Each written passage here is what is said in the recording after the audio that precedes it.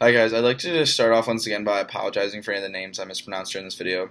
One thing I found interesting was how Ether had Mrs. Van Buren write her letters to George in order to hide the fact that she could not read, but all the while had someone else write his letters to Ether.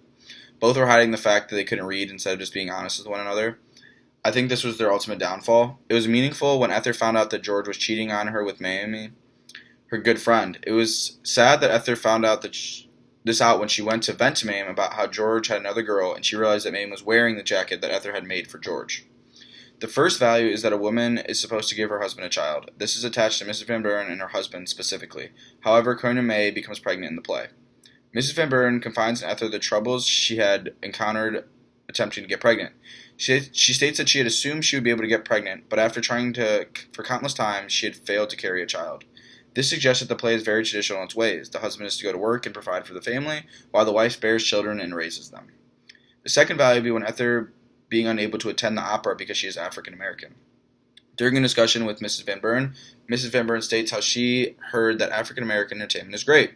She asks Ether if she can take her to a show. When Ether asks to be taken to the opera in return, Mrs. Van Buren states how Ether would cause a scene, so therefore she cannot go. I did not understand why it was of relevance that Mr. Mark was Jewish until I did some extra research. Lower Manhattan in 1905 was home of an increasing amount of immigrants, especially those of Jewish descent. In the 19th century, the Jewish were known for being in the garment industry as tailors, cutters, or shopkeepers. Once gaining a better understanding of the typical occupations of a Jewish man, I realized that Mr. Marks was one of the men in charge of the garment industry in Lower Manhattan. This meant that he had all of the newest fabrics to which he offered Ether.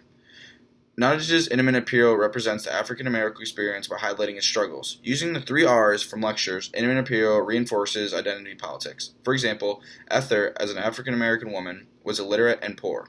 I think the purpose of writing this play was to inform of the struggles of African American women during the Progressive Era. Although African Americans were advancing, African Americans were still struggling. Stereotypes of African American and other groups definitely still exist today. I believe a lack of understanding causes stereotypes. People don't take the time to learn about other cultures, so they hold prejudice against them. For example, the Black Lives Matter movement is in response to discrimination that police hold towards blacks, especially black males.